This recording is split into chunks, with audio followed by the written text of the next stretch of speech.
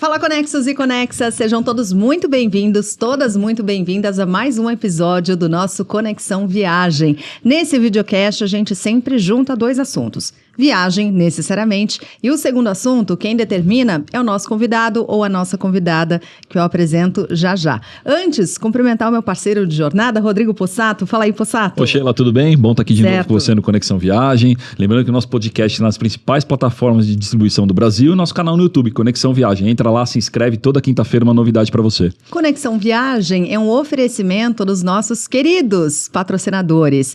Localiza, para você chegar lá. Quem mais? Traveler Confidence, a maior casa de câmbio do Brasil, com mais de 120 lojas espalhadas por aí, para você ter tudo que você precisa para sua viagem internacional. E também hotéis.com. Aliás, no hotéis.com tem um cupom nosso lá, gente. Não vai esquecer, o cupom Conexão Viagem, tá bom? Você acessa e usa o cupom, encontre seu lugar perfeito. E tem a Enkel também, parceria além da nuvem com a gente.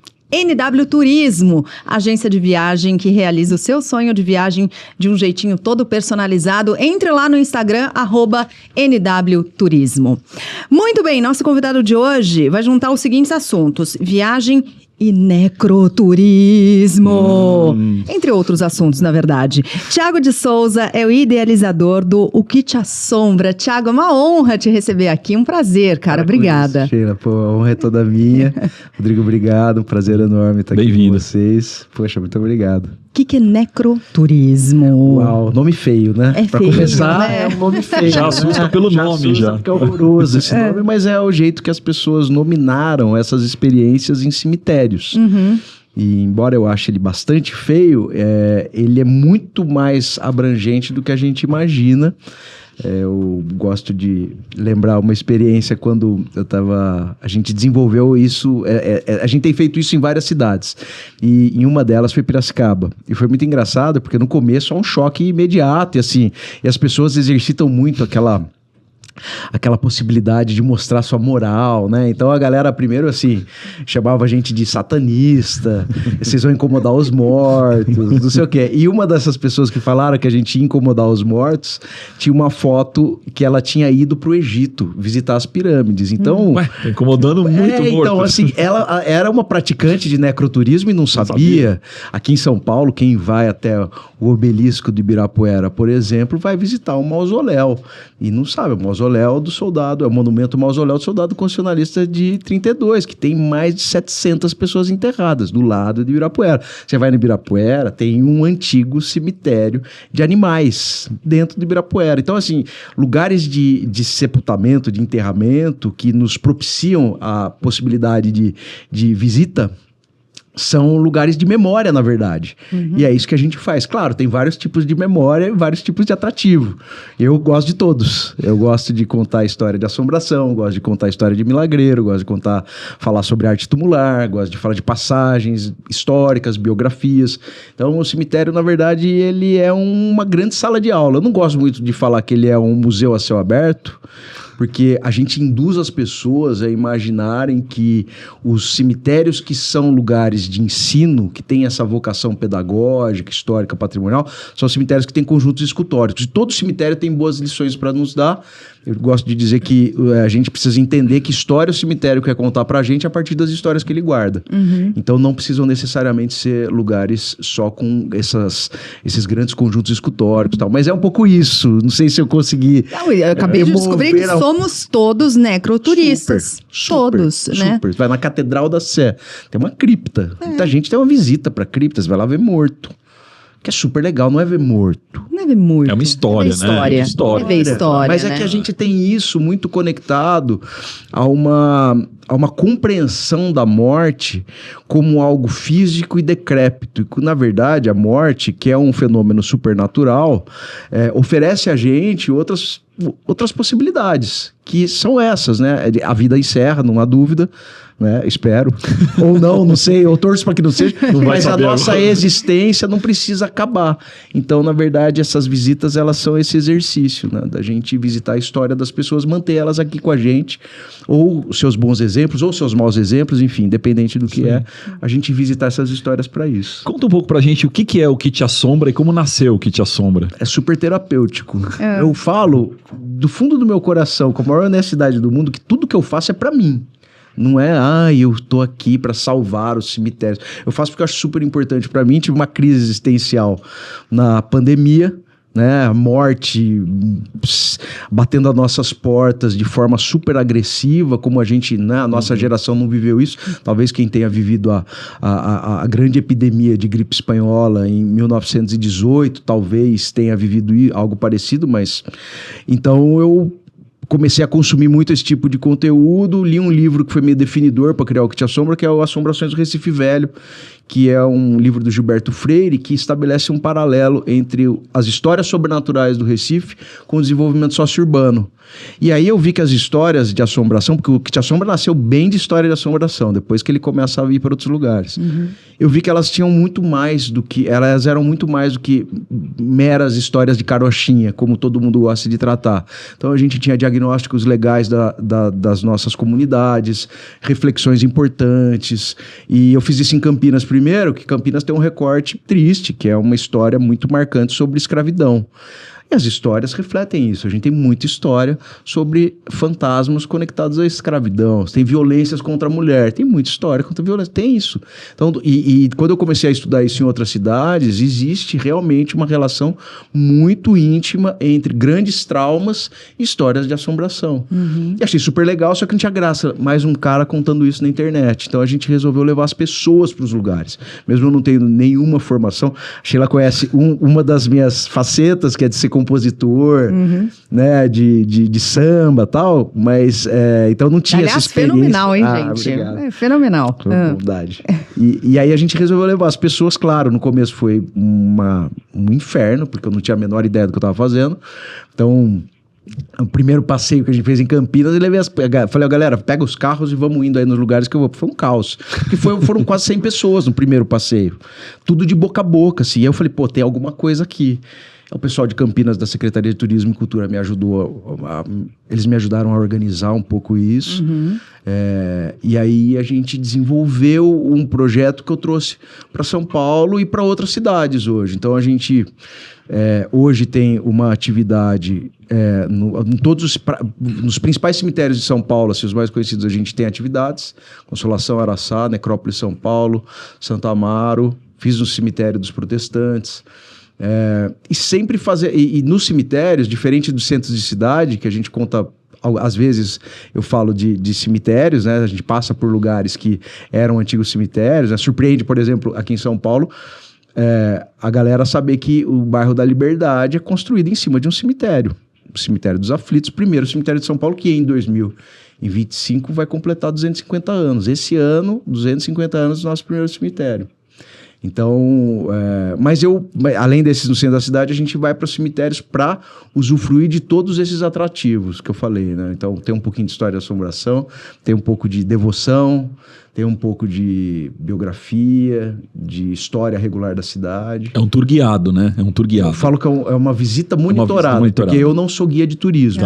Então, dentro desses lugares circunscritos, eu tenho uma autorização a partir de uma portaria, que chama Portaria 37 do Ministério de Turismo, porque eu sou advogado também. Eu não gosto de falar isso, senão as pessoas já começam me odiando. Então, eu não conto mais... Necroturismo, advogado. Então, eu conto isso, que na verdade não... na verdade, eu deixo isso por depois. Mas tem uma portaria, que é a Portaria 37, que disciplina até as habilitações dos guias de turismo, que excetuam em duas possibilidades para fazer atividades sem ser guia de turismo, que é a de condutor em reserva ambiental e de monitor de turismo. Por isso que eu falo que as nossas visitas são monitoradas, não são guiadas. Entendi. Quem guia é o guia de turismo. Então, lugares circunscritos a gente pode fazer. Dessas cidades onde você faz esse trabalho, você tem algum tour, algum roteiro que seja o seu favorito? Eu gosto de todos, eu gosto do novo. O novo eu fico apaixonado. Eu tô tentando trazer outras vieses para a experiência que a gente já criou. Então, nós criamos um passeio para crianças no cemitério. Só para criança. Caramba. Super desafiador. Desafiador. Super desafiador. Mas o que eu quero? Qual que é? Vou falar de luto com criança? Não, vou falar do cemitério como um grande contador de histórias. Dos personagens, ali, biografia. De como ele não precisa ser um lugar estigmatizado, a administração de certos medos e certos receios que a gente tem sobre esse espaço, que a gente vai conta para as crianças de maneira doce. Fala, olha, sabe que tem uma guerra em São Paulo? Aí a gente conta de um túmulo, por exemplo, a gente fez na Necrópole São Paulo. E aí eu falo do Júlio Marcondes, por exemplo, que era um general que morreu na guerra fazendo uma bombarda. E, pô, mas tem uma guerra aqui na cidade? Teve. Faz menos de 100 anos teve uma guerra aqui. Fala da Semana de Arte Moderna, fala assim, uma grande exposição. E a gente conta isso tudo no cemitério. E qual a reação das crianças? Elas não ficam morrendo de medo? Elas adoram. Elas adoram. Mesmo? Que demais! Adoram. Diferente. Porque Né? Criança, um história, desafio. gosta de história bem contada, né? Se você consegue fazer uma coisa atraente. E não trata a atraente... criança como idiota, né? Pois é. Então, eu lembro, e essa experiência eu tive com a minha filha. Quando minha sogra morreu, a avó dela, a gente contou que ela virou uma estrelinha, ela falou, minha avó morreu, né? Morreu, odiei isso. Não, mas ela virou uma estrelinha. Eu falei, vai. Virou uma estrelinha, cara. Eu tenho 4 anos, você quer me enganar? Uma estrelinha. Entendeu? Tenho 5 anos, você vai falar que virou estrelinha? Eu já sei que não virou, que ela morreu. Então, mas não é essa abordagem que a gente faz no passeio. Não é para isso. A gente vai lá para mostrar o cemitério como um espaço de conhecimento, não como um lugar de morte ou assustador, né? Embora tenha história de assombração, que é legal também. Eu adoro. Eu também adoro. Já conta uma pra nós aí. Mas tem um turismo específico para as histórias de assombração também, né? Tem. E o recorte que eu faço, por exemplo, eu fiz o de Campinas e de São Paulo. Campinas a gente dividiu. Então eu saí esse primeiro passeio que a gente fez no centro e ia de carro até o cemitério para terminar de contar as histórias da cidade. Foi assim, um fracasso redundante do ponto de vista de logístico, mas a galera gostou. Então eu dividi os passeios, eu fiz um no centro e um no cemitério. Tá. Aqui em São Paulo a gente também fazia isso. A gente fazia no centro, então eu saía do Vale do Anhangabaú, que eu contava uma história de uma São Paulo indígena e que tem um personagem importante para a gente entender essa história primordial de São Paulo, que é o Anhangá, que muita gente fala do Anhangabaú, que era o rio, o Anhangabaú é o vale, o rio Anhangabaú era um rio do Anhangá, que era uma entidade que era uma mediadora da floresta. Ela não era um demônio, não era... Mas o Anchieta, que era um dramaturgo, quando ele instala o Colégio Real aqui e começa a querer cumprir sua tarefa de evangelizar, ele fala que ele pega passagens do evangelho e insere personagens da mitologia local. Mitologia dos povos daqui, dos indígenas daqui. E aí ele fala, quem que é o Todo-Poderoso? A galera fala Tupã. E quem que é o adversário de Tupã? Quem faria bem, às vezes, então, do antagonista de Tupã? E eles colocam o Anhangá. E aí até eu fui estudar, porque tem um monte de etnia que adora o Anhangá, que tem assim... Porque ele é um mediador da floresta. A gente acha uma história, o Anhangá tem alguns superpoderes, eu gosto de falar desse jeito mesmo, tá? Superpoderes. E uma dessas habilidades dele é criar ilusão nos caçadores. Então, regiões de Anhangá tem muito caçador perdido, cara que enlouquece. Então, ele cria uma ilusão para um grande caçador que está caçando uma veada e seu filhote, e lá o instinto aranha dele diz que se o cara consegue caçar a veada, o filhote vai morrer.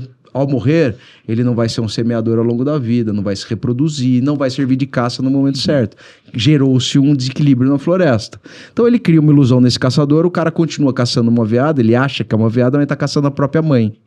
Então ele mata a mãe, e aí, quando ele mata a mãe, volta à realidade, vai para a aldeia e fala, pô, vocês não sabem o que o Anhangá me fez fazer. Então a gente imagina que esse seja um momento de ruptura das comunidades, dos povos originários aqui de São Paulo, com o Anhangá para interpretá-lo como uma figura maléfica para eles.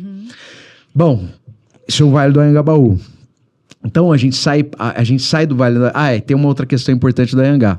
O Anhangá tem um gosto muito particular, que ele gosta de comer a energia das almas. Então alguém que morre no Vale do Anhangabaú, A gente tá pensando numa época ainda não urbanizada, mas pode acontecer hoje. Hoje ainda morre bastante, né? Quem morre no Anhangabaú, o Anhangá percebe, ele vai lá e suga a energia da alma, a alma não consegue alçar o Guajupiá e fica ali assombrando. Isso tudo, claro, é uma teoria da minha cabeça. Insana, por quê? Todos os prédios históricos do Anhangabaú praticamente têm histórias de assombração. Então, na minha faz sentido. As vozes da minha cabeça falam, tá negócio, vendo? olha aí, ó. Então você tem Teatro Municipal tem fantasma, Correio tem fantasma, Martinelli tem fantasma. O Largo São Francisco tem fantasma. Pô, Sheila, você me desculpa, eu vou ter que falar a história do lobisomem de São Paulo. Deixa eu ver como é que eu... O lobisomem de São Paulo chama Rolão. Ah, não. Chama Rolão. Tá no livro do Miguel Milano, Fantasmas da São Paulo Antiga. Mas ele chama Rolão porque ele tem um dote muito... Cuidado! Que é o quê? É isso mesmo? Não, ele tem uma letra bonita, uma caligrafia. Ele é dotado de uma caligrafia bonita. Não deixa ele complementar a frase. O apelido é porque no livro do Miguel Milano, pelo menos, está escrito que ele fala que ele tem uma voz muito empolada e quando ele canta parece pedra rolando de uma ribanceira. Por isso que falam que ele é Rolão. Claro, lógico. Mas tem o lobisomem de São Paulo que fica por ali. Aí a gente tem o Joelma. Então, quer dizer... Todos esses lugares, eles têm essas histórias que estão conectadas a traumas. Eu falei de alguns aqui, né? O Joelma é um maior propagador de histórias e de experiências a partir dessa grande tragédia, uma das maiores da cidade. E tem um monte de história que é contada do Joelma até hoje. E qual que é o processo? Você contou muita história, né? Algumas que você foi atrás, você investigou. Como é que nasce essas pesquisas? Qual que é o processo disso, né? Você vai atrás da história, você conversa com as pessoas. Como é que você escolhe o próximo tour que você vai montar? Algumas já são bem notórias, essas do Joelma e tal. Mas eu vou, por exemplo, eu sabia que tinha história de assombração no Correio. Eu fui nos prédios dos Correios algumas vezes para conversar com as pessoas, até achar a pessoa certa. E aí conversei com grandes contadores de história de assombração são seguranças e o pessoal da limpeza. Então, quem gosta de história de assombração, converse com segurança, converse. Que eles ficam mais tempo quando tá vazio, né? À noite. Exatamente, expostos no momento de risco. Quer dizer, você ativa a ideia do medo.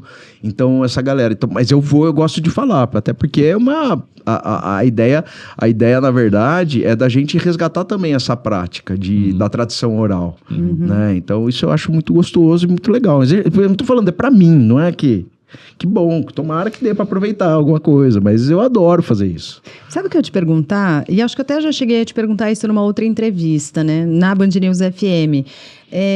Se você sente que esse público aqui ele é crescente ou tem um potencial maior ainda no Brasil, porque às vezes as pessoas viajam para fora e vão conhecer determinados cemitérios na Argentina e vão conhecer um cemitério na França porque querem entender mais dos personagens ou porque esse já é um turismo um pouco mais disseminado nesses locais. E aí, às vezes, a gente não vai no nosso cemitério, no da Consolação, né? Não da nossa cidade. E tem um potencial ainda, tem um desconhecimento ainda sobre os nossos espaços aqui? Total. Total. Né? Tem muitos acadêmicos, grandes acadêmicos que estudam isso, mas talvez seja um desafio da academia levar esse conhecimento à frente. E eu falo que eu sou um pesquisador de cemitério, jejuno, estou aprendendo com todas essas pessoas, mas eu consigo vocalizar para bastante gente. E trazendo as pessoas e convidando elas, claro, aproveito a mística, aproveito o magnetismo de você ir num lugar estigmatizado, que tem relação com a morte, que é a maior, talvez a maior questão existencial da humanidade desde que ela identificou sua consciência, seja isso.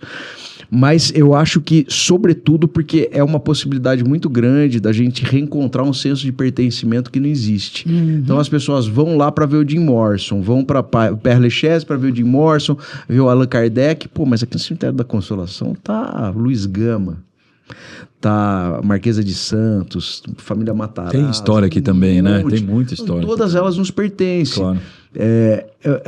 Talvez o maior problema do brasileiro hoje, eu acho que é que a gente não parte de um mesmo lugar, a gente não tem uma memória basal pra gente seguir a partir dela, pra ter nossas reflexões. Então, a gente tá o tempo inteiro, cada um criando uma coisa, se identificando com coisas do exterior e tal, e a gente não parte de um lugar onde todo mundo se identifica. Então, eu acho que o cemitério nos dá a condição de fazer isso.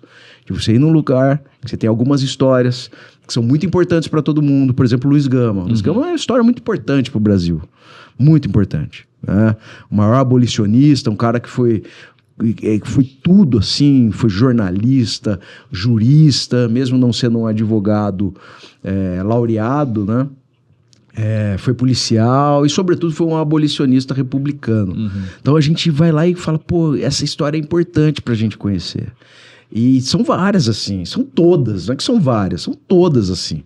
Porque os cemitérios, a partir da segunda metade do século XIX, todo mundo que foi relevante pro Brasil tá enterrado em algum cemitério. É isso aí. Em algum lugar tá, né? Cara. Então, assim, desde que a gente vamos lá, tem um pouquinho anterior, mas a gente é independente, hoje a gente ainda tem, pô, você vai lá no Parque de Ipiranga, você tem a cripta imperial. Quem sabe que Dom Pedro, Amélia, Dona Amélia e a Leopoldina estão enterradas lá, estão lá.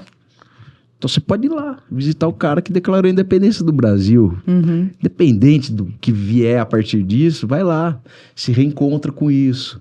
A galera fica andando de skate lá no lugar de morte. Exatamente. É muito louco. Agora, todo esse seu conhecimento, é claro, fruto de pesquisa, fruto de entendimento e, como você falou há pouco, fruto de muita conversa com as pessoas, né? De ouvir as histórias e tal. Você tem uma preocupação ao conversar com as pessoas em verificação de veracidade dessas informações? Ou para você vale mais as histórias contadas e aí você as reúne e isso acaba montando a história que você vai contar? Então, tem dois tipos de histórias, né? Tem as biografias oficiais, que aí não tem jeito, não tem como fugir, né? Mas essas que são relacionadas à tradição oral, para mim, não importa a veracidade. A única veracidade que importa, porque eu não sou autor das histórias, então eu não invento história. Então, se a pessoa inventa, tá ótimo. Inventou uma história que conectou, ela tem um significado importante também. Eu gosto de lembrar, Sheila, por exemplo, histórias de noivas fantasmas. Você fala, pô, mas o cara viu mesmo na estrada? Será que é verdade? Será que eu não sei? Mas o que importa mais pra mim é por que a gente conta tanta história de noiva fantasma. Pararam pra pensar? Não é a história em si, né? Não é a história em si só, é por que a gente pensa daquele jeito. Noiva fantasma é um exemplo legal, porque a gente só tem história de noiva fantasma porque em algum tempo e espaço o senso comum decretou que o propósito de vida de uma mulher era se casar com um homem. Se as pessoas não pensassem isso, não teria nenhuma história de noiva fantasma. Porque não seria outro tipo de fantasma. Seria outro tipo de fantasma. Então ela tem um diagnóstico muito legal. Que interessante perceber que quando essa história nasceu, era esse o pensamento. Por que hoje não tem história de noiva fantasma? Porque não faz sentido pra gente falar que o propósito de vida é uma mulher casar e casar com um cara. Então não faz sentido. Então as histórias, elas são importantes também pra gente entender o diagnóstico do senso comum, que é o grande... E daquele momento, né? Do momento da sociedade. É o grande propulsor do imaginário popular. A Loira Fantasma, história de Guaratinguetá. Adoro a história. A Loira Fantasma é um case maravilhoso. A História Fantasma é uma história de uma menina chamada Maria Augusta de Oliveira Borges, que era... É histórico, tá? Não estou inventando. Ela era filha do Visconde de Guaratinguetá, casou com o Conselheiro Dutra, que era um professor importante da Faculdade de Direito e que foi governador do estado de São Paulo. O casamento dela foi arranjado pelo Conde Deu, que era marido da Princesa Isabel. E essa menina morreu de raiva depois de fugir do casamento. Ela casou, o pai dela morreu, ela foi para a França. Resumindo bem a história, ela morreu na França, veio para cá e virou a maior história de fantasma do Brasil, que influenciou um monte de história pelo mundo, que é a história da Loira do Banheiro. A Loira do Banheiro. Ela, Loira do Banheiro. A Loira do Banheiro. Descobrimos quem é a Loira do Banheiro. Eu morria de medo da Loira do Banheiro. E por que virou Loira do Banheiro? Ela volta da França, ela morava com a mãe viúva, né, ainda vivia na mansão dos Viscondes de Guaratinguetá. a mãe não enterra ela imediatamente, ela é embalsamada, fica exposta em um dos aposentos da casa.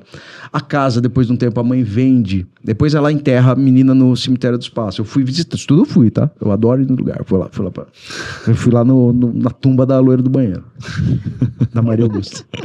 E aí, o que Tem nome acontece? agora a loira do banheiro, hein? Maria Augusta. Olha aí, então. descobrimos o nome da loira do banheiro. E ela acaba, a casa dos Viscondes, a mansão dos Viscondes acaba sendo vendida para o Estado e vira uma escola municipal.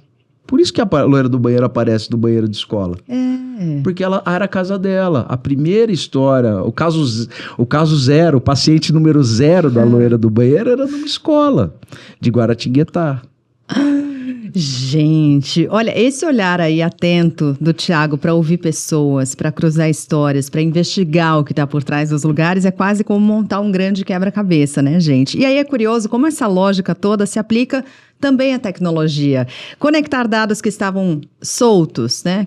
Construir esse quebra-cabeça, encontrar padrão, organizar as ideias, tudo de um jeito que gere valor. E é isso que a Inkel faz, viu?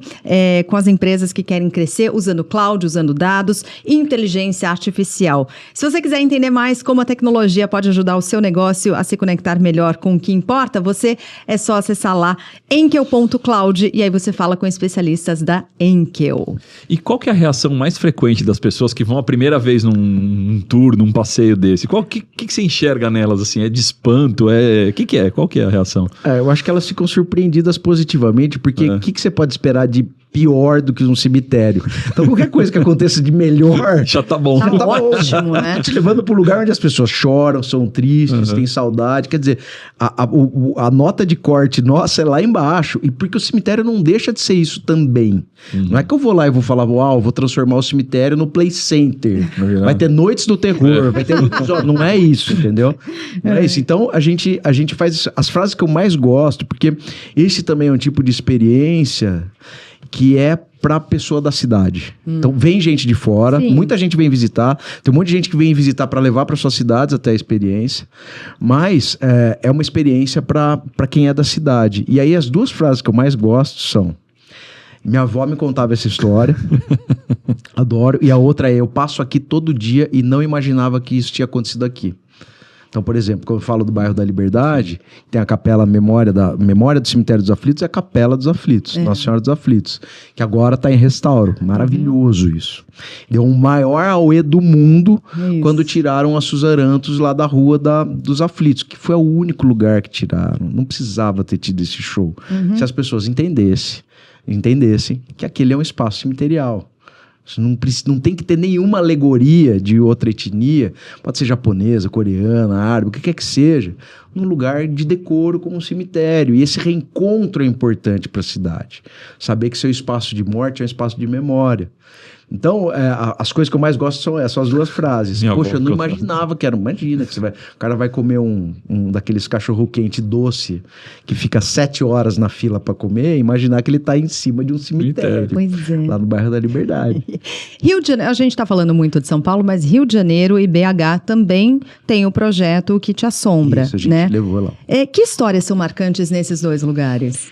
A gente fez experiências nos cemitérios do Rio, nos dois. Tá. E lá tem até uma amiga que é a Samantha, que é do Necrotour Rio, que a gente criou lá com ela, né? E são 2 experiências no São Francisco Xavier e no São João Batista, que também são incríveis. E em BH a gente fez uma caminhada com um grupo de caminhada mesmo, porque BH é uma puxada caminhada, né? São 7, 8 quilômetros de ladeira, maravilhoso. Mas eu gosto muito das histórias dos dois lugares. Em BH tem uma história que é muito legal também, porque ela conecta assombração e a administração pública. Que é a seguinte: BH é uma cidade meio nova, né? Não é uma cidade antiga, né? E quando construíram BH em cima do Arraial do Curral del Rei, tiraram a casa de uma senhora chamada Maria Papuda para construir o Palácio da Liberdade. E ela voltou para puxar o pé de todo mundo. Ela mora lá, é muito pior que isso. Ela voltou, Ela nunca foi. Ela nunca foi. Provavelmente mataram ela para tirar ela de lá, porque ela não queria sair, era uma senhora sozinha, habilidosa em ervas, quer dizer, uma senhora idosa, sem um homem para cuidar. Sabe, a construção do arquétipo né, era tida como uma bruxa. Arrancaram a bruxa, construíram o palácio. O que aconteceu? Os 3 primeiros governadores de Minas, depois que foram morar lá, morreram lá dentro. E a galera começou a falar que ela matava os caras. Maravilhosa história. Mas vocês acham que é exagero meu? Não. O Juscelino construiu o Palácio das Mangabeiras. Falou, não mora aqui nem a pau. Olha aí, ó. Tá certo. O Tancredo Neves falava que existia Maria Papuda e ele também não atendia, não despachava no palácio depois das 18 horas, começava a escurecer. E o Itamar Franco também. Olha aí. Gente, errado eles não estavam. Desculpa. Vai pagar pra ver? Não Foram e 3, né? E falavam que ela morava num quadro. Então, um quadro chamava Má Notícia. Olha o nome do quadro. Super jornalística, Má Notícia. E aí tiraram o quadro de lá uma época e tal. Por causa disso, é muito contato com isso. E no Rio, tem uma história que eu acho muito legal também, no Arco do Teles, que é um lugar ali perto da Praça 15, né? O Rio também é super assombrado. Mas eu falo que o problema do Rio é o seguinte... Se fosse só assombração... Não, o problema do Rio o problema de assombração do Rio é o seguinte... A assombração tá tranquilo. Como a galera é muito macumbeira, eu amo, tá? Adoro macumba, eu sou sambista. Aparece muito uma assombração, os pais de santo levam pro terreiro. Então não fica aparecendo mais, elas vão trabalhar, bota pra trabalhar. Então, uma bela saída, hein? Uma bela saída. Não, para, você tá aparecendo muito aqui. Então, Madame Satã, por exemplo, aparecia na Lapa, Madame Satã aparecia na Lapa, ela começou agora a se manifestar em terreiros de Umbanda, tá incrível isso, né? Maravilha. O Zé Pilintra, que aparece na Lapa. Mas a história mais impactante pra mim do Rio é da bruxa vampira do Arco do Teles, que junta tudo também, bruxa vampira.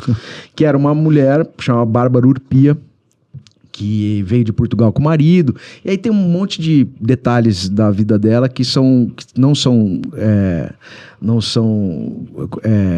confirmados, mas que ela veio para o Brasil ou porque envenenou uma irmã, ou porque tinha traído o marido com alguém da corte, aí foi expulsa. E quando ele chega aqui, ela era linda, uma mulher maravilhosa, os caras tudo de olho nela, e aí ela começa a se relacionar com um homem negro, e isso era imperdoável na época. Aí todas as portas que estavam abertas da sociedade carioca se fecham para ela. Ela vai viver com esse cara, nesse intervalo o marido é assassinado, ela vai viver com o cara morre também. Bom, ela vai pra prostituição. Tá cheio de culpa no cartório, ela, hein? Não, um monte de assunto. E aí ela morre, e aí ela vai se prostituir, acaba tendo como ponto de prostituição o Arco do Teles, que foi um lugar muito degradado depois de um incêndio. E aí, bom, ela acha um feiticeiro. Esse feiticeiro fala que para ela já estava muito doente, um monte de doença venérea, a idade chegando. O cara fala, bom, você quer se manter jovem e bonita? Você precisa beber sangue de inocentes. De crianças. Então ela vai para a roda dos enjeitados, falam que ela ficava lá pegando criança, bebendo sangue, até que um dia matam ela. E aí ela aparece, provavelmente é o corpo dela que é encontrado em um lagueto. E desde então, agora sim a gente vai para a parte mais sombria. Não sei se é mais sombria do que beber sangue de bebê, né? Porque esse é o rolê.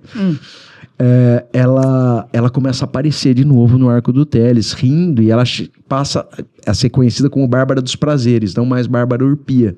Bárbara dos Prazeres não porque ela era prostituta, Bárbara dos Prazeres porque ela era devota de Nossa Senhora dos Prazeres. Então ela aparece por lá até hoje, e é a história mais forte do Rio, que eu acho maravilhosa. Eu acho.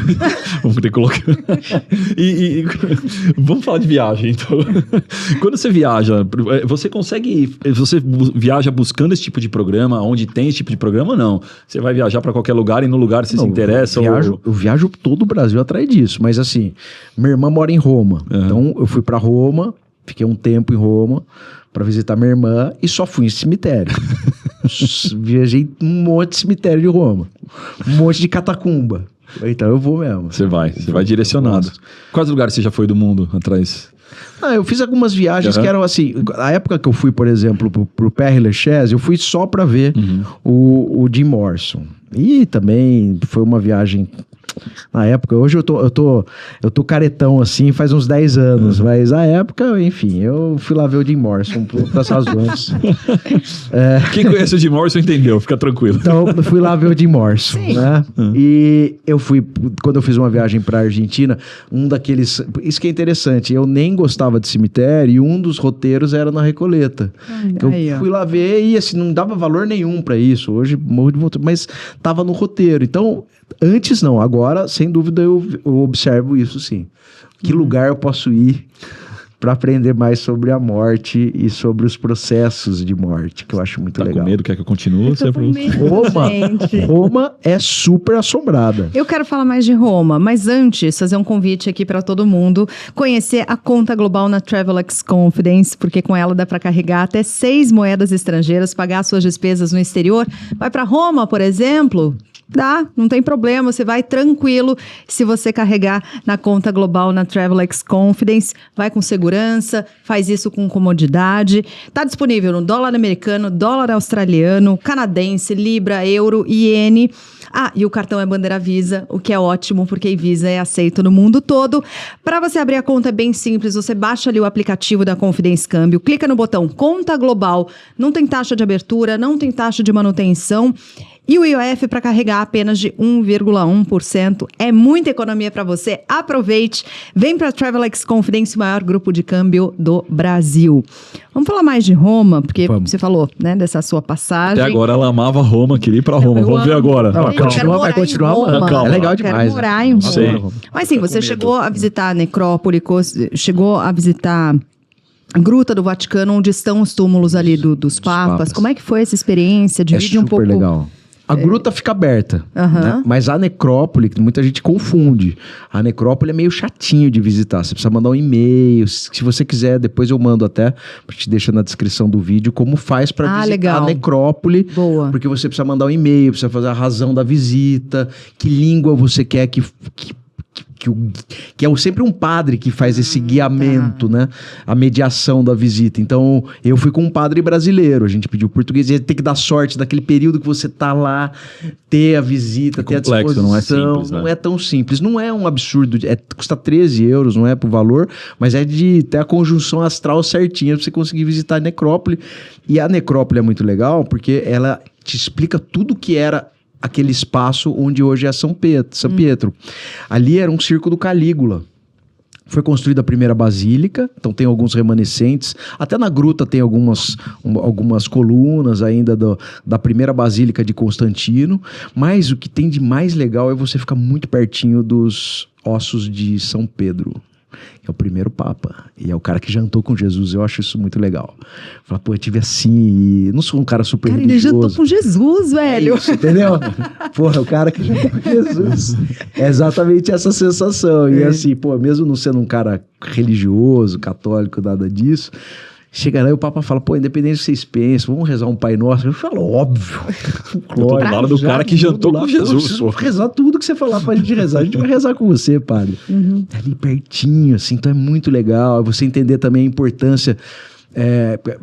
Quem é cristão deve gratidão aos cemitérios, porque muito provavelmente nos períodos de perseguição todas as experiências que eram feitas a partir de tradição oral eram feitas escondidas nas catacumbas. Então é muito louco, nessa viagem a gente percebe isso. O pessoal era tudo analfabeto. Como é que eles mostravam, por exemplo, o Jonas e a baleia passar? O cara pintava. Então era uma expressão, como uma expressão artística, como essas histórias. E era tudo dentro de catacumba. Catacumba, que é muito legal também, porque tanto os romanos são muito medrosos. E eles achavam que a alma ficava perto do corpo. Então eles faziam as catacumbas. A catacumba de São Sebastião, ela tem 12 quilômetros de extensão. Um cemitério de 12 quilômetros de extensão, com corredores de 12 quilômetros. São Calixto tem 22 quilômetros. Então você imagina um cemitério que tem 22 quilômetros.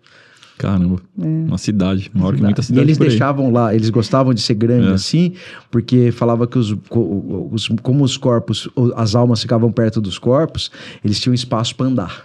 Então, subiam para a cidade para atormentar eles. Gente, agora que eu descobri que eu sou necroturista, e que todos somos, é o seguinte, eu quero viajar.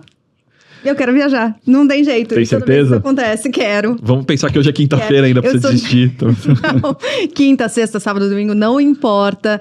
É sempre dia de viajar, ainda mais com hotéis.com. E a gente tem um super cupom do Conexão Viagem que vai te dar um descontão na tua próxima hospedagem. É isso, gente. Então acesse lá hotéis.com. Não esqueça do nosso cupom de desconto Conexão Viagem. Ah, tem outra parte ótima. Você pode parcelar em até 12 vezes sem juros. Porque melhor que viajar é viajar pagando menos. É isso. Viaja e chama a gente. Isso aí. Muito bom. Bora. E em Roma tem o Museu das Almas do Purgatório É também. um lugar incrível. E aí? Conta pra gente É um um lugar pouco. que tem provas chanceladas pela igreja de contato entre vivos e mortos. É incrível isso. Eu achei muito legal. E foi muito louco. Porque como é que eu descobri isso aí? É uma matéria de um programa fantástico, Uhum. de 2006. E aí aquela voz do Cid Moreira, né? E o Vaticano Senhor. abre seus arquivos. Demais. Falei, porra, como é que eu vou chegar? Como é que eu vou Imagina o conseguir Cid ver Moreira esse na época de guia do Nossa, eu teus falei, meu tours, hein? Deus, eu vou chegar lá, vai ser impossível visitar esse lugar. Aí eu descobri onde era. Falei, vamos lá ver. Tá bom. Cheguei lá, Miguel, falei que eu fui, achei massa. Falei, será que eu posso gravar? Gravei meio precariamente, o padrezinho lá. Aí eu falei, eu quero voltar lá. Fui 2 vezes no museu. Voltei, minha esposa ficou com a minha filha do lado de fora, já tinham visto, não aguentava mais ver cemitério morto.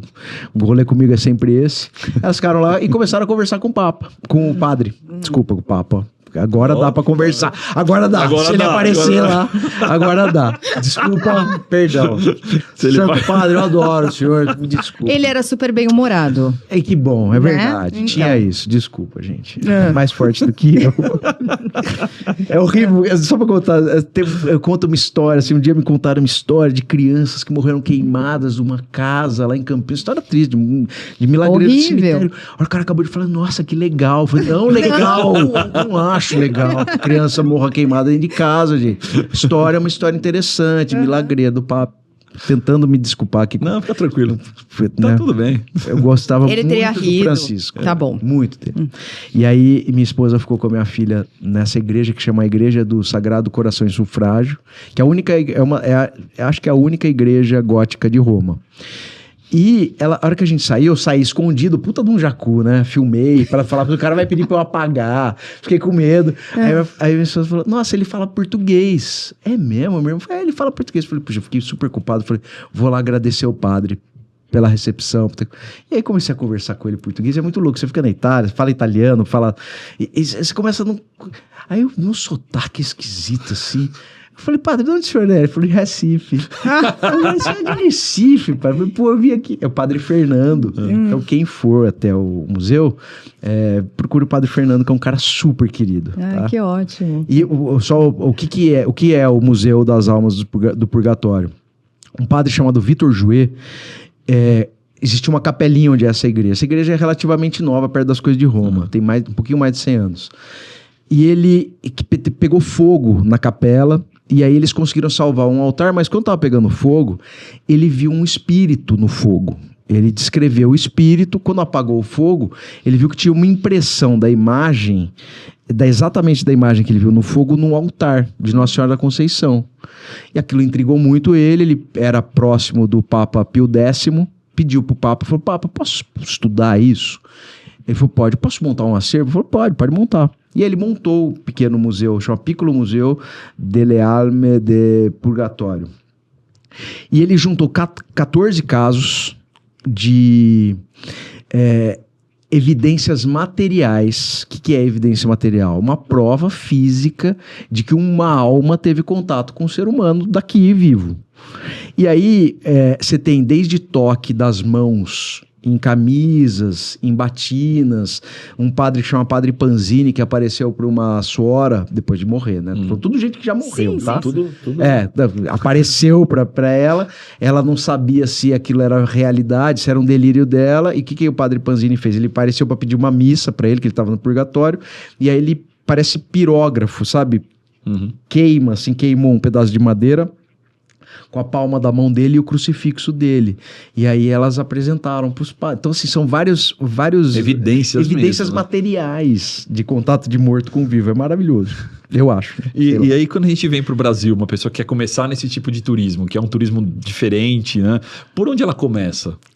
É São Paulo o lugar mais assombrado do Brasil? Tem outros lugares? Qual que é a tua eu opinião? acho que o mais assombrado do Brasil é o Recife. Super assombrado. Mas Recife? São Paulo tem ótimas histórias. Mas Quem por tá que aqui- Recife também? Acho que tem. Existe a Recife velha e a Recife mais nova. Todo lugar de memória tem fantasma. Todo lugar de trauma tem fantasma. Então é muito difícil uma cidade que não tem as suas próprias histórias.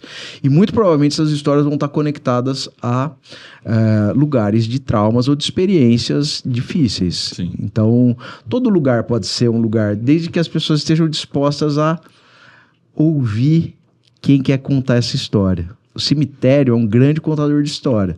Você precisa ir lá ver o que ele está a fim de te contar. Olha aí. Se você vai, converse com seus avós, converse com as pessoas mais velhas que viveram essa experiência. A gente acabou de passar por uma quaresma e teve muito esse assunto da quaresma. Todo mundo fala do Halloween, mas a época assombrada mesmo é a quaresma. Muito mais que Halloween. Muito mais.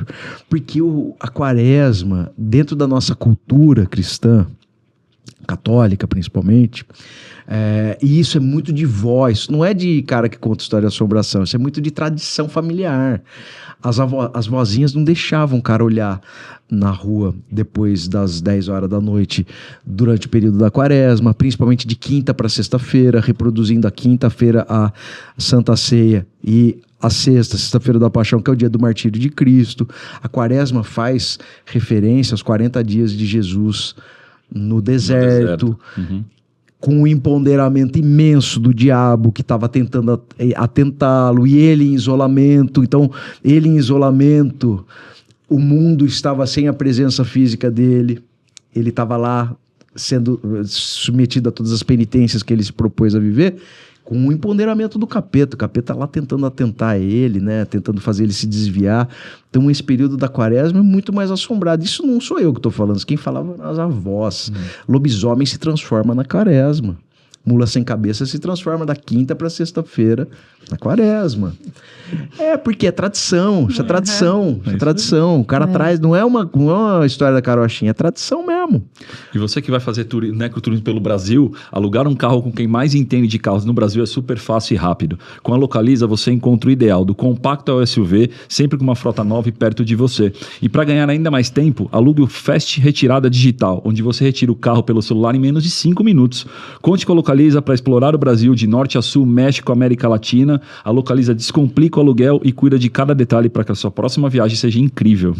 Tem algum lugar no mundo que você deseja ainda visitar exatamente em função de uma história de assombração, de um cemitério específico, de uma lenda? Nossa, sabe um lugar eu tenho vários lugares, mas eu tenho vontade de ir na casa do Amityville, lá nos Estados Unidos, que é daquele... mas os Estados Unidos tem umas tragédias assim, muito grandes, um assassinato de família, né? E aí depois vira um lugar assombrado. Tem alguns cemitérios que eu tenho vontade de ir ainda. Tem um cemitério de New Orleans, que é interessante porque ele tem um diálogo com o voodoo, porque eu gosto da ideia da cultura religiosa para explicar tudo que todo mundo sente ali, que é a parte legal do assunto, na verdade, porque eu não vou falar que eu não acredito, parece que eu me coloco no lugar do cético inteligente, né, meio iluminista, não é que eu não acredito, eu não vivi grandes experiências para achar que, até porque depois que você encontrar um fantasma, eu acho que a gente soluciona, depois que a gente encontra um fantasma, a gente soluciona, a gente falou, né, da morte como uma questão existencial, a maior questão existencial da humanidade é essa. O que acontece depois da vida? Se você tiver certeza que você encontrou um fantasma, que legal. O que a gente tá vivendo aqui vai ter ainda Tem continuidade. Vai ter um after, né? Tem um after aí. Tem um after. Tem uma festinha depois. Eu tô pronta, eu sou inimiga do fim, gente. Inimiga do fim, né? A gente é inimigo do fim, morreu, vai ter um negócio. Então tem muito lugar no mundo. Tem uma, assim, são coisas que às vezes são tristes, né? Tem uma floresta dos suicidas no Japão que falam que tem um lugar que as pessoas vão pra se suicidar. Ai, que horror! É que o índice de suicídio lá é gigante, né? Gigante. Mas, mas dialoga com isso. Quer dizer, por que é? Como que se concebe isso? Por quê? Então tem essas coisas... Porque a gente entender... Na verdade, a gente tá falando tudo de medo, que é um ativo importante, que ninguém dá muito valor como um ativo, no nosso cotidiano, mas o medo, nossas angústias, tudo isso serve a um propósito de domínio, de dinheiro, né? A gente fala do centro da cidade de São Paulo. Por que todo mundo estigmatiza o centro da cidade de São Paulo? Claro que tem um certo risco, mas você tem um destaque muito maior, por exemplo, para um roubo de celular no Vale do Anhangabaú do que na Paulista. Por quê? É a presença da pobreza? Qual que é o lance? Porque é um lugar super legal. O centro de São Paulo é super legal. A gente fez um monte de passeio lá e nunca teve nenhum problema.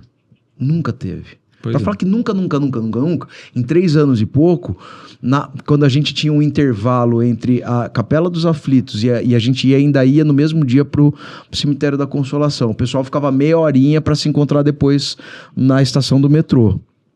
Teve um menino que teve um celular furtado do bolso no meio da Praça da Liberdade. Foi a única coisa em 4 anos de visita. Nunca aconteceu nada. Tá mais estigmado que qualquer outra coisa, né? Exatamente, é o estigma do lugar. Então, eu acho que...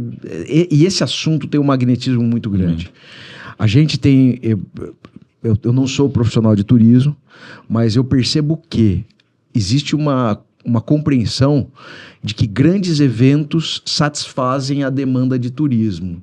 Esse tipo de turismo de caminhar, de ir para lugares, museus, eles ainda não são muito explorados, em geral, no Brasil. Ninguém vai visitar um centro, falar, vou tranquilo. Mesmo as pessoas da cidade, muita gente, é que eu falei. Uma frase que eu adoro, fala, eu passo aqui, não imaginava que isso era assim. Eu até passa pelo lugar, mas não conhece o lugar, não compreende. E é ruim isso, porque voltando ao papo do senso de pertencimento, a melhor coisa que tem é você ir no lugar e se identificar com ele. Claro. Porque você acaba, inevitavelmente, trazendo também uma certa carga de responsabilidade para manter ele, para cuidar dele, para manter ele limpo, para exigir que ele seja cuidado. Gente é vida, né? Fluxo de gente é vida. Até gente que já foi embora é vida. É isso aí. E você já... Desculpa, você ia falar? Não? Você já pensou em levar o Kit Assombra para fora do Brasil? Tem planos ou não? Não tenho dinheiro, né? Não tenho. Qual o primeiro lugar que você levaria? Se pudesse levar eu hoje, faz tudo. Roma. Eu gosto de ir em lugares que eu... Me leva. Vão. Tô pronta. Você vai ficar com medo. Tudo bem. Ela vai ficar no restaurante comendo Roma uma massa. É muito legal. Roma, porque eu gosto... Para eu fazer uma experiência em algum lugar, eu preciso dominar ele. Claro. Completamente. Então, aqui em São Paulo, a gente faz atividades no Cemitério da Consolação, Cemitério do Araçá, Necrópole São Paulo e Cemitério Protestante, que é menor, e o Cemitério de Santo Amaro. Para fazer uma experiência, eu faço sem nada. Eu não preciso de papel, não preciso de mapa. Fora, você teria que fazer uma imersão. Eu preciso fazer uma imersão. Então, o país que eu conseguiria fazer isso hoje em Roma.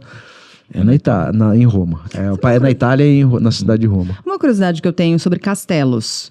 Todos os castelos têm uma história de assombração por trás? Tem muito castelo. Vamos falar de Roma. Por exemplo, Castelo Sant'Angelo. Amo o Castelo Sant'Angelo. Castelo Sant'Angelo é a tumba do imperador Adriano. Tá. Mas é que eu nunca pensei no imperador como eu tô indo visitar um morro. O que eu faço agora? Continuo indo? Eu morei na Legal, Inglaterra. Fui num castelo em Leeds. Muito bom. Que era super assombrado. E é uma coisa ok. Vocês ficarem aqui à noite, os fantasmas vão aparecer e tal, e tá tudo bem, assim, não é que é um super tabu, mas essa é o diálogo com a memória do lugar, isso, não tem jeito. Melhor ver um fantasma em Roma do que um fantasma aqui em São Paulo, né? São legais. Eu gosto dos dois. O meu senso de pertencimento em São Paulo. Tá bom, o senhor respeite o meu senso de pertencimento. Eu vou pra Roma e você me liga de lá pra falar como é que tá. Me conta tudo aí que eu conto daqui. Roma tem eu falei do Palácio do Sant'Angelo, que é muito legal, porque no Palácio Sant'Angelo tem uma aparição que é de olha que loucura, né? A gente falou do Papa Francisco, que é um amor, mas tinha uns papas que não eram tão amorosos assim, né? Ao longo da história. E esse cara chamado Mastrotita era o carrasco do Papa. Não é que ele torturava os papas, ele era o carrasco a serviço do Papa. Esse cara matou quase 600 pessoas, ele executou ele decapitava as pessoas em praça pública. Um dos lugares de execução era do lado do Palácio Sant'Angelo, e ele também matava a galera na Piazza del Popolo. E esse cara, ele oferecia tabaco antes de matar. Então o pessoal fala que quando você tá andando por ali, se alguém oferecer tabaco, não aceite. Jamais. Jamais. Ainda bem que eu tô indo agora nessa fase mais careta, né? Porque antigamente eu aceitaria. É aceitar de primeira, né? Qualquer tipo de tabaco. Mastrotita, obrigado. Agora eu não aceito mais. Mas você vê, é uma história que você fala assim, pô, beleza, é um fantasma de uma figura histórica, uma memória ruim das pessoas. Ele ficou condenado a ficar nesse looping aqui, porque ele era um executor. Ele era um executor do Papa. Quer dizer, a gente fala, pô, mas como assim executor do Papa? A igreja matava? Matava. Naquela época matava. Agora a gente tem esse amor, ó, tô tentando me redimir aqui com o Papa Francisco da risada que a gente deu. Tá indo bem, tá indo bem. Vamos lá. Já vamos para o nosso bate-volta? Vai, bora. Você tem noção hoje de qual o volume do percentual do turismo que corresponde a esse necroturismo? Nós estamos falando de dimensão de quantas pessoas, assim, você tem uma ideia? Eu tenho uma ideia. A gente faz uma vez por mês em São Paulo. Eu tô super cansado, porque o meu sonho era formar mais gente para fazer isso. Eu já dei algumas aulas, os bate-papo é muita pretensão, né? Mas assim, já fiz alguns bate-papos, porque qual que é talvez do ponto de vista técnico, né? O grande lance, eu sou roteirista também, ou pelo menos aluno de roteiro. E para mim, conectar storytelling com a experiência talvez seja o segredo do que a gente faz. E é isso que talvez eu conseguiria ensinar para alguém. Porque, como eu falei, o exercício de você saber o que aquele lugar quer te contar a partir das histórias que ele guarda é o grande lance. É o grande sacado.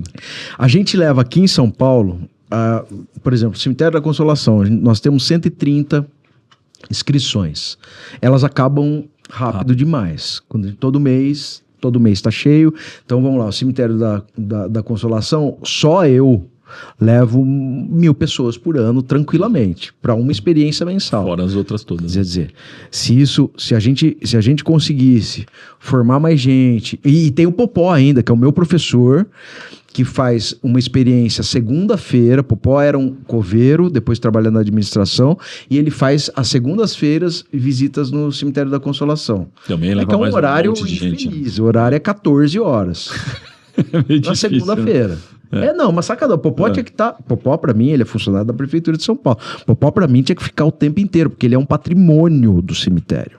Então, ele é um cara que conhece tudo lá dentro. Ele tinha que estar à disposição só pra fazer isso. Mas tudo bem, não vamos entrar nessa questão. Então, eu levo para um cemitério mais de 1.000 pessoas. Porque a gente faz no Halloween, por exemplo, a gente faz 2 datas.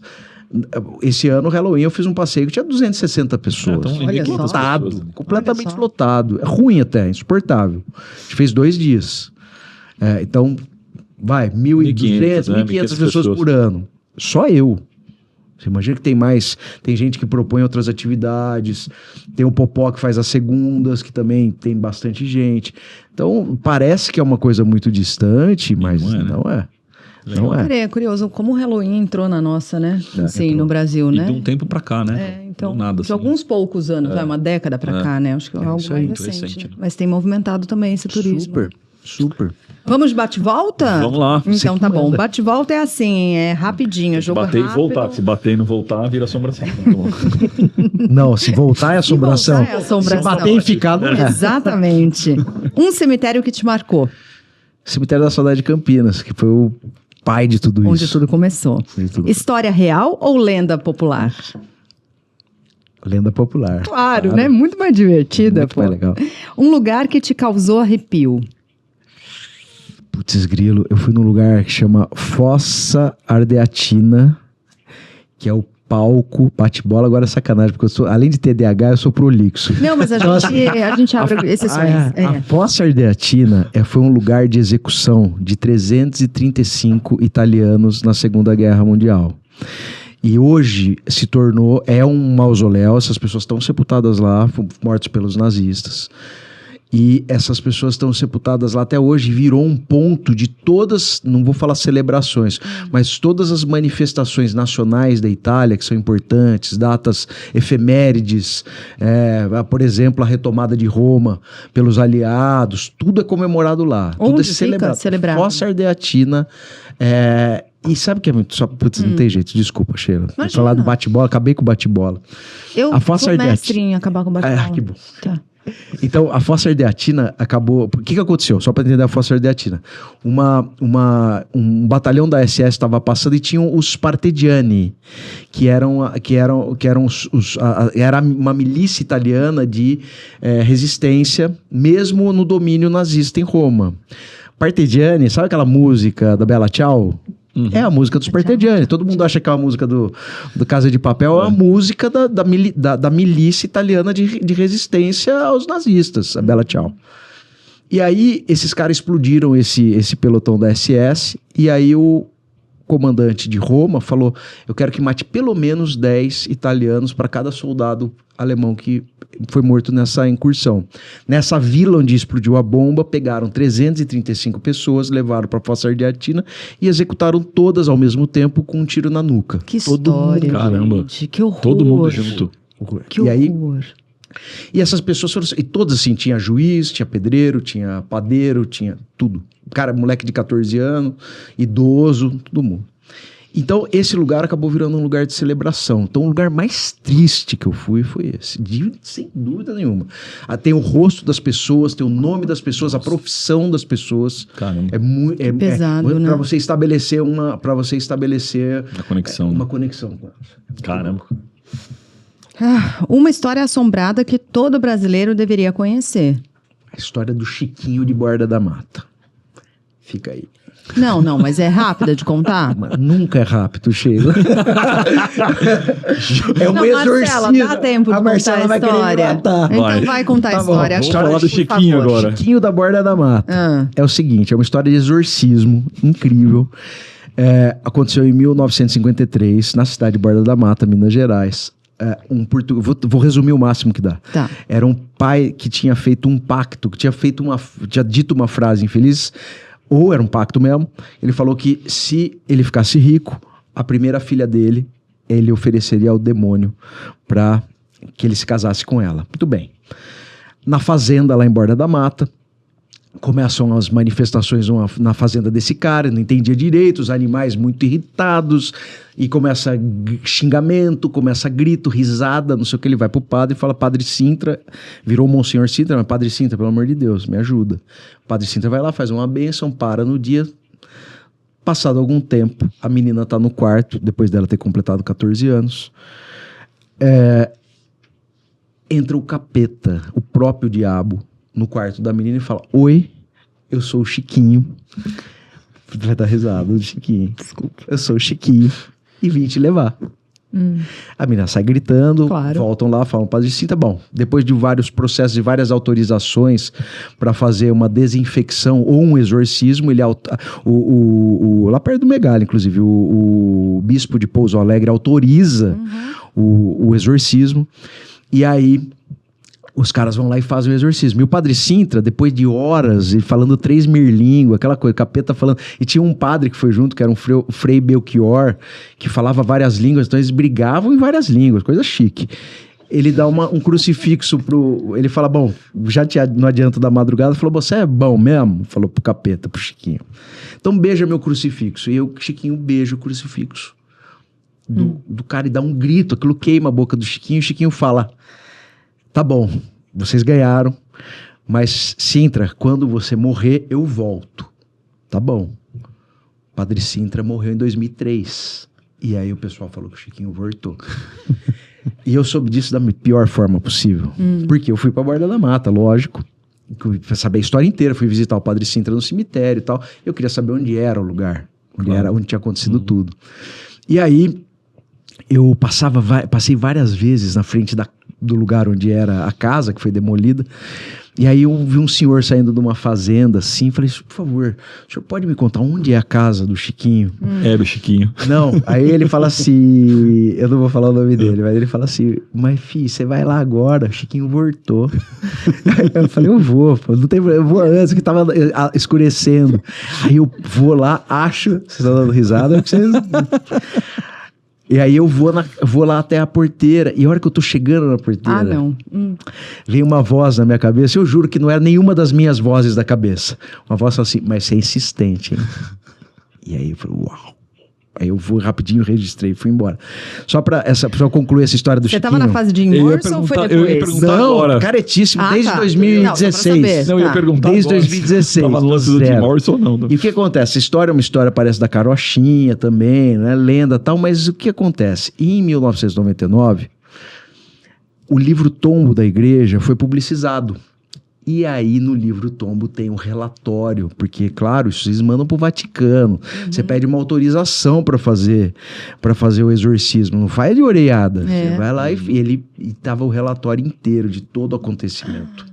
Então, era uma história que aconteceu. Aí a gente vai entrar de novo naquela seara.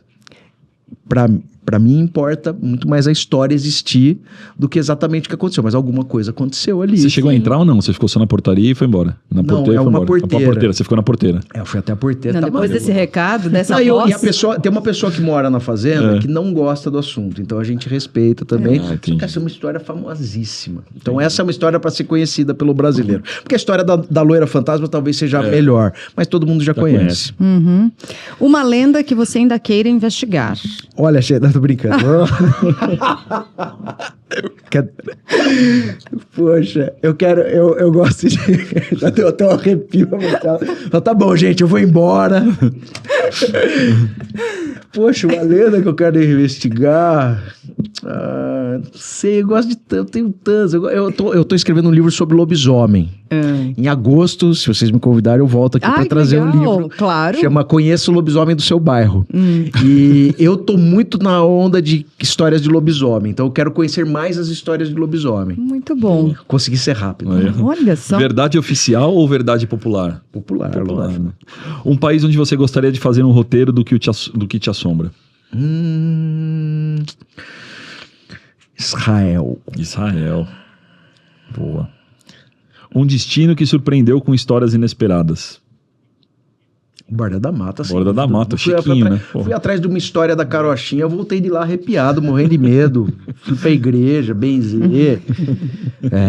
Essa foi forte. Sério. Cidade brasileira onde você ainda quer fazer um roteiro? Recife. Recife? Um ponto turístico... Sou eu? Não, mas pode ir. Desculpa. Um ponto turístico que esconde uma boa história de assombração. Vale do Anhangabaú. Já contou aqui, gente. Mas por conta de novo, mentira. Um cemitério que você sonha... latada, né? Um cemitério que você sonha visitar. Uau! Tem um cemitério no Oriente Médio, que agora eu não sei em qual fronteira que é um dos mais antigos do mundo. É esse que eu tenho vontade de ir, que tem trilhões de anos. É o primeiro cemitério da humanidade, talvez, que a gente tenha registro a partir de uma organização urbanística como tal, né? É esse aí. Um personagem que merecia um roteiro próprio. Uau, Ana Rosa de Botucatu. Vou ficar 7 horas pra contar, mas essa é uma história que também merece ser contada, mas merecia um roteiro. Sabe por quê? Ela é a milagreira Conta a história das de Ana mulheres Rosa, vamos. agredidas. Ah, é? É. Pode contar mesmo? Pela cara é resumida ali. Ó. Vou fazer rápido. A Ana Rosa era uma menina que morava em Botucatu e casou com um cara chamado Chicuta que morava em Avaré. Ela vai morar em Avaré com ele.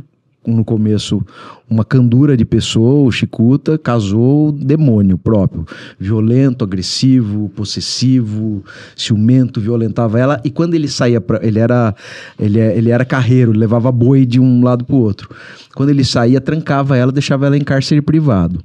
Um dia, ela pede ajuda para um cara da fazenda e ele ajuda ela a fugir para Botucatu, porque tinha uma tia dela e ela queria ir pro Paraná. Beleza, esse cara ajuda, o Chicuta volta, fica ensandecido ao saber que a mulher acaba batendo em todo mundo, mata esse cara, mas não antes de descobrir que ela estava em Botucatu. A Ana Rosa, quando chega em Botucatu com esse moço, só tinha o bordel funcionando. E ela fica lá. A tia dela costurava para as moças, então a Fortunata, que era a cafetina, conhecia a tia dela, falou, fica aqui, quanto tempo você precisar, não se preocupa. Bom, Chicuta vai para Botucatu, ensandecido, vai num boteco atrás, ver se alguém sabe alguma informação da Ana Rosa, e falam, chegou uma galega na zona aí. E aí ele vai, descobre que é a esposa, tenta invadir para arrancar ela de lá, toma uma coça das meninas, fica mais bravo ainda, contrata 2 caras para matar a Ana Rosa, e o plano dele era o quê? Ele sabia que ela ia tentar fugir para o Paraná, porque a família dela era de lá. Então um desses bandidos, um desses matadores, vai até o bordel e fala que tem uma que vai levar bois para o Paraná. E fala meio alto para ela ouvir, e aí ela se aproxima dele, ele fala, eu te levo. Ela, beleza, topou. No caminho para onde supostamente esses bois e o resto da tropa do cara estaria, eles são interceptados, o Chicuta e o outro cara se juntam, esse outro matador chama Costinha, e fazem de tudo com essa moça viva. Eles violentam ela, eles esquartejam ela viva, e tem uma senhora, uma escravizada de uma fazenda, que vê. Então, o tropeiro, no dia seguinte, encontra a Ana Rosa com o peito espalmado em cima do espinheiro, e essa moça fala, eu sei quem fez, a polícia prende os caras, eles são julgados, só o Hermenegildo é preso, que era o único negro dos três. Então a gente tem vários recortes, não que ele não merecesse, mas é o único. Os outros dois, o Costinha e o Chicuta, são absolvidos. Ana Rosa é sepultada. E aí tem uma série de contornos sobrenaturais que eu falo qualquer dia com um pouco mais de detalhe, mas o que importa é dizer, o Hermenegildo morre 1 mês depois na prisão de varíola. O Costinha, dias depois, vai cortar uma árvore, a árvore cai em cima dele e esmaga ele. Caramba. E o Chicuta vai arrumar uma roda de carro de boi que estava atolada, o carro de boi anda e decapita ele. Então a Ana Rosa, a esse tempo, claro, a morte dela comoveu todo mundo pela brutalidade, por tudo que aconteceu. As pessoas já iam rezar para ela. Ela acaba virando uma milagreira de cemitério. E não apenas uma milagreira de cemitério, mas uma milagreira de cemitério que, por conta do destino dos seus algozes, acaba se tornando uma milagreira de cemitério que defende mulheres agredidas. Olha então eu acho só. que esse era um roteiro legal, do ponto de vista... Baita roteiro, Baita né? roteiro. E forte, né? Essa história é real, ela aconteceu em Botucatu, o lugar que ela morreu virou uma capela. Tem música do Tião Carreiro e Pardinho sobre ela, e tem um monte de livro, história pouco conhecida, mas era uma história que também... Com um baita roteiro. Voltando pro bate-volta, que era onde a gente tava, um item indispensável na sua bagagem. Tênis, pra andar, pra não doer o joelho, porque eu sou gordo. Trilha sonora que não pode faltar nas suas viagens. Ave Maria, não, brincadeira. Desculpa de novo. Sei lá, tô numa fase meio Rita Lee, assim, sabe? Eu gosto de Pagu, eu visitei a Pagu, em Santos, no cemitério de Saboá, então eu tô com a música da Rita Lee da Pagu na cabeça. Trabalhar com necroturismo é? Não trabalhar. É super legal. Thiago de Souza, idealizador do Que Te Assombra, mas ele é muito mais do que isso, porque ele é roteirista, sambista, escritor, Advogado. Vou dar meu livro pra vocês. Olha só. Os Milagreiros de Cemitério da cidade de São Paulo. Ai, que demais, cara. Esse é um rolê que eu fiz aí entre 2022 e 2023, atrás dos Milagreiros de São Paulo. Sensacional. E nos marcheiros, tudo bem? Pra quem conhece o Thiago, Acho que morreu, né? Tudo tem o seu tempo. Não. Morreu. Tenho saudade de você. Muito legal, tenho né, cara? saudade do Zé. Então, Mas acho que já era. foi Tá uma tudo bem, boa foi legal, fase. foi Uma Agora, boa enquanto etapa. durou. Isso aí. Thiago, uma honra, foi muito legal, uma para com delícia isso. de papo e você tem que voltar. Quando Isso aí, vocês quiserem. obrigado, Thiago, Thiago. você manda, né? Você manda também em mim, né? Manda em toda a cara dela. Muito obrigado, uma delícia Obrigado, o papo. Sheila. A você. Obrigado, Rodrigo. Muito obrigada também pela companhia, pela audiência em mais este episódio do Conexão Viagem. Agradecendo mais uma vez a Marcela Coimbra, que é a nossa diretora, roteirista, produtora e controladora do relógio também. Tudo. É ela que manda, gente. Agradecendo também a Josie Alves, que cuida do nosso figurino, a Cássia Avela, que cuida da nossa maquiagem. Rodrigo Possato. Obrigada por mais Sheila. essa. Obrigado, Thiago, pela presença. Agradecer também a Clover, que faz nossas camisetas de viagem também. Tô com a minha. Hoje você não tá, mas eu tô. Na Fica próxima. tranquilo. Na próxima você tá. Agradecer a Blue Space, o estúdio que abriga a gente aqui também na Vila Olímpia. E toda quinta-feira, nosso canal no Conexão Viagem no YouTube. Segue lá para todo um episódio novo às 18 horas. É isso aí, minha gente. Um beijo grande e até o próximo Conexão Viagem.